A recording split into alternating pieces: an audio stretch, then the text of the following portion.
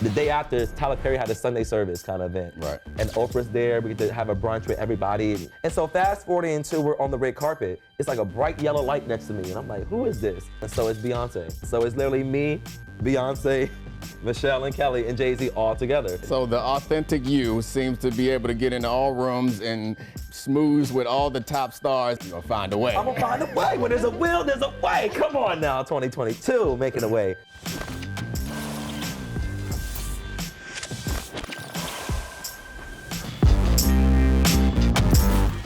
Welcome to Logged In. I'm Domonique Foxworth. Today's show, we got Kanye, Rihanna, and brand new words. So another week has flown by on social media, and I can't keep up. But my co-host Sheila Matthews can. What up? Hey, how are you? I'm great. I mean, hope to get smarter here today and maybe a little bit cooler. Our guest this week is a lot cooler than me, Kyle Jones, who is all over the place. He's an arena host for the Washington Mystics, the Capital City Go-Go, and he's the host of the Hype Man Show on Downtown Locker Room Radio. And most recently, he hosted one of the most historic HBCU events, the CIAA basketball tournament. Welcome to the show, Kyle. Appreciate y'all having me. I'm excited. It should be fun. Well, I don't know. It could be a little bit scary. All right, Sheila, give me some topics, man. Bring me up to date. What's popping? Let's talk Rihanna and her pregnancy fashion. Oh, I'm in. The bad girl's been killing it. She's been killing it, but people don't seem to think so on social. Yeah, I mean, you see a lot of mixed reviews sometimes on like, they were saying they think her fashion as being a pregnant woman is kind of too all over the place, but it's Rihanna. Like, what do you expect? You know what I'm saying? I mean, you gotta push the envelope when you're somebody like that, but I mean, I'm surprised because I feel like this stuff plays out on social media where I guess the assumption is that there are younger people who are more progressive. I'm surprised that there is some pushback. What is it? Is it like too sexy for people? You seeing too much belly? What's the problem? I've heard, like, I know on Twitter, something like, you know, this too much belly. She can kind of clean it up a little bit. She's about to be a mom. I'm like, Rihanna's a fashion icon. It's giving hater vibes to me. Like, it's what it is, giving Rihanna. hater. Like, That's what what do it we is. expect? I have seen the hot takes, like her stomach gotta be cold, like the baby's catching a cold. I get that. But like, it's Rihanna. Like, what do we expect? I feel like, again, that's black auntie, black grandma vibes where wherever you at, you better put a coat on that Exactly. Give that baby. baby a coat before it comes I out. don't know, but I feel like Rihanna always made fashion statements, from the tattoo, you know, from everything. Like, Rihanna is like fast forward, you know, and I think, you know, she's doing the future of famous pregnancy fashion. You never know. Fenty's gonna probably drop a pregnancy line, a baby line. You just never know. And Rihanna's probably just teasing it right now. Yeah. All right. What else you got for me, Sheila? Cootie and Chike getting $30 million from Netflix for Genius. Ooh, did Kanye didn't get none of that? Like That's a question. That's a good question. One thing I saw Kanye arguing about was him making sure he had all like the rights to edit the film. So But he didn't. you guys watched it though, right? Oh, yeah. I watched Oh, yeah, I was tuned in. 2 episodes. It was about too long for me. I went through it Look at through. you. I was like, I gave it 2. I could get to 3. I know 3 is supposed to be like the one that's interesting from 2005 on. I gave it 1 and 2, and I found myself pressing pause so I could see how much time was left. Too much. No, you didn't. yes, Yeah. same. It just felt like it was the same story over and over again, where it was like, all right, he trying to make it. Okay, he's still trying to make it. Now he Rockefeller. really tried to make it. And then the next one was like, all right, he's recording the album. He's still recording the album. He really tried to record the album. At some point, Kanye, let's get to the good stuff. Yeah. I think it's just like, it's reflective of like the setbacks that a lot of people face. Like, he could not control a lot, but he still pressed through.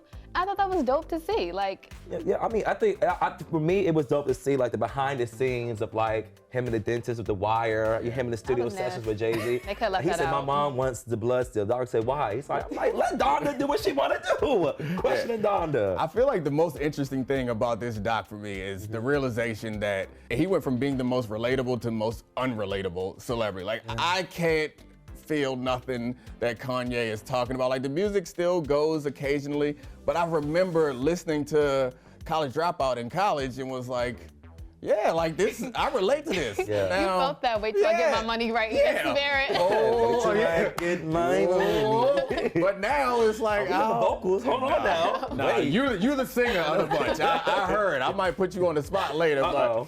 but I don't know. I can't relate to Kanye anymore. I think seeing the documentary, Kanye West has, you know, gotten a little bit, you know, boisterous and everything, but I went to Bowie State, and I know one of my communications professors actually was friends with Donda. And I remember in class, he talked about how when Kanye was younger, she always, how, even in the film, how she said her name, like, oh, Kanye, like she spoke like emphasis and like really spoke light into his name, and also spoke about, just gave him made him feel confident. So I guess when she passed, he kind of used that and kind of went a little bit crazy. He was like, I am a god, and used these different titles, Y'all think y'all better than me because you went to HBCU. No, not just the HBCU, the best HBCU. Oh, come on. Bowie State University, don't do us. You're going to say that while we right in D.C. Sure am. Right down the street from Howard. We got plenty of Howard. I love it. We got plenty of Howard people that's going to be coming for you in these streets. All right, well, Kanye, I said he's unrelatable. If he drop another hit, then, I'll forgive him.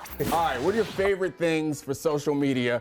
I'm the host of the show, so I want to go first. Yeah, go ahead. Somebody named Mia Pie created a word on TikTok, and I loved it. She was talking about, telling some story about her family, how they gaslit her, and she said they gaslit me yesternight. Bro, my own family tried to gaslight me yesterday.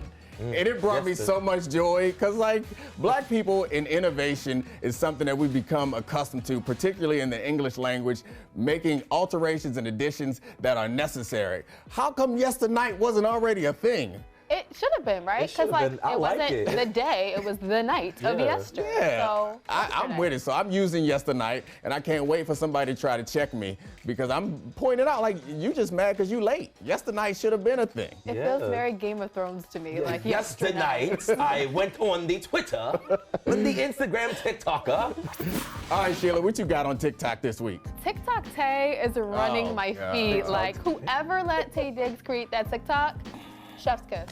We need more. You don't like it? We need more. I'm gonna need you young people to weigh in on, because as I'll be 39 in a couple weeks. Tay Diggs older than me. I have no desire to be doing no TikTok dances. I'll watch them, but I'm not out. And it's just Tay Diggs, to me it comes off, and maybe it's just my own personal insecurity, but it's desperate, man. This ain't for us. This ain't for us old dudes. I think I don't know what's happening. You see his co-host on TikTok is Miss April. So come on, April. He's hitting a target demo for sure. I don't know. I agree, but I'm playing devil's advocate, because I do agree. At a certain age, it's all right, embrace it, but not do too much. But I also think it depends on who it is. 'Cause I feel like his personality is really he's a thespian. He's an actor. He's really outgoing. And he's playing All-American. So I guess he's trying to tap into the millennial vibes, because we love All-American. But I think to each his own. I think he could do it because he's actually funny. He was he creates his own version of the Corvette. Hopped in the jet like that. He sings the song. Yeah, the songs are on TikTok though. I don't know. Okay, if you say so, but I will say one thing. Difference between my generation and your generation. You're talking about him on All American. I remember Tay Diggs. Oh yeah, from How to Get Your Groove Back. Yeah. And and I remember how black women reacted to Tay Diggs. It was two distinct reactions in my time when my aunties was like, who that? And then they went and did some research and found out who he was married to, and then they was like, who that? It was the same reaction. So maybe I'm harboring a little bit of resentment from growing up listening to all my aunties be upset at Tay Diggs. But he can live his life, do what you want. If you want to express yourself on TikTok, who am I to judge? Dance it up, dance it up. We'll go from that hot guy to this one. Am I hitting on you? I think I didn't mean for that to happen, but whatever. I think we all need a chance to get to know you a little better. So we're gonna hop into explain yourself. First of all, how did you arrive at where you are doing all the very cool things that you're doing right now?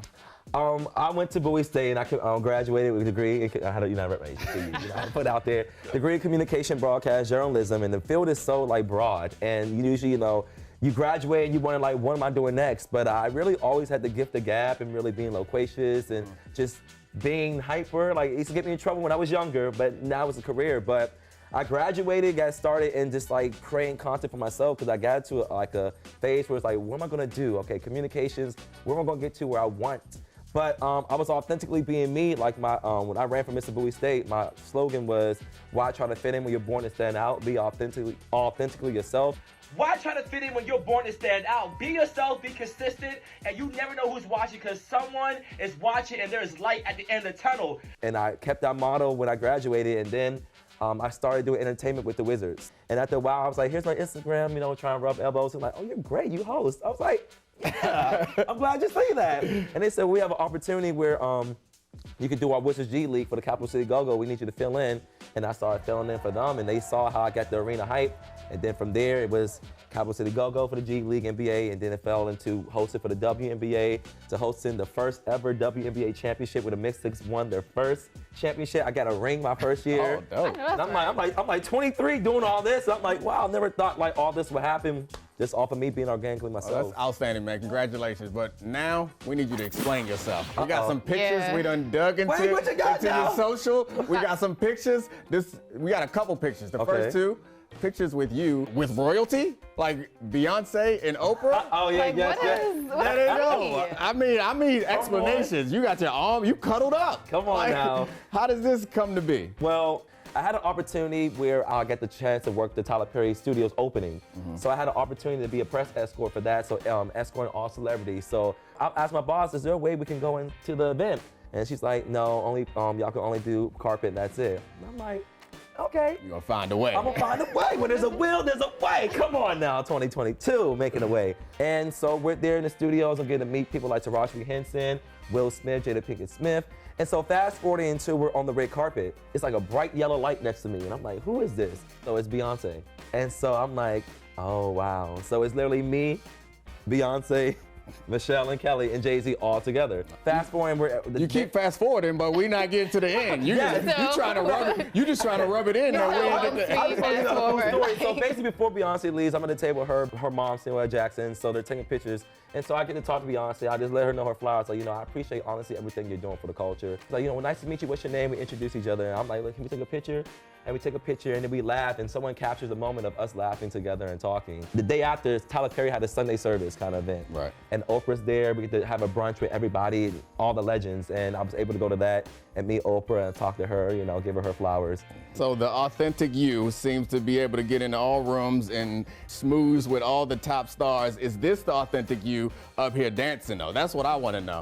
Oh, you're a frat guy? Yeah, shout out to the brothers from Omega Psi Phi, the Epsilon Sigma chapter, Bowie State. All right, one more thing that I need you to explain. You out here remaking album covers? I heard that you was remaking. I gotta be honest. They said we got a picture of this man remaking D'Angelo album cover. In my mind, went to the How Does It Feel video. Oh, you're like, hold on now. I was real nervous. I didn't, but instead we got the Brown Sugar album cover. Yes. Like you're a kid. What you know about Brown Sugar and what motivated you to make I grew it? up, I know my music. Let me tell you about this girl. Maybe I should. Hey, better than Philly. By the name of Brown Sugar. Come on, I know can sing too. I can do a performance. Why we waste all this time talking to you? We should just have you singing the whole time. But the album cover is well done. Okay, let me know. Did I get it done? Yeah, the album cover is outstanding. You got to upgrade to the video next time. You got to do the How Does It Feel video. But, all right, last segment of the day. It's important for me to talk to you guys about this because I need you to change my mind. Because I think I'm right about something. Facebook is the most influential social media platform there is. I know I'm old and I know no young cool people on Facebook, but nothing is more impactful on our society than Facebook. That was the election was skewed by Facebook. All the political forces that we see are skewed by Facebook. Just because it's not the coolest, most popular, youngest site doesn't mean that it's not influencing the people with the most power. Boo, tomato, tomato, tomato. Get them out of here. Literally. It's Twitter. I would argue TikTok, but to your point, Twitter. Like, Twitter moves so fast. It's so easy for misinformation to get spread to the point that they have to put a disclaimer before you can retweet an article, to actually read the article.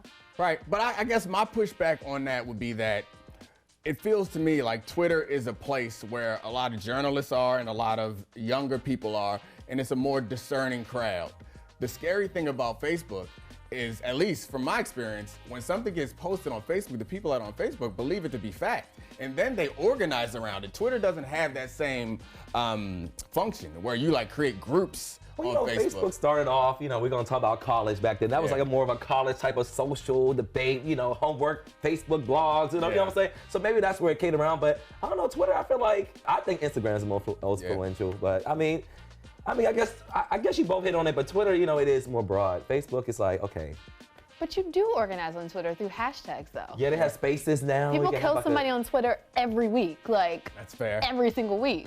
You know who died last week on Twitter? We don't gotta get into it. Anyway, it's been fun, guys. I think it's time to shut it down for real this time.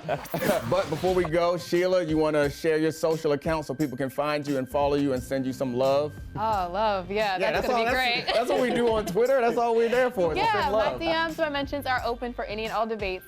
Follow me on Twitter @toldbyshe and on Instagram @toldby.she. All right, Kyle, what you got? You can follow me on all social medias @Kyle on the mic, or on Twitter, Kyle on the mic _. Awesome. Y'all can follow me, but I don't want you to. See you later.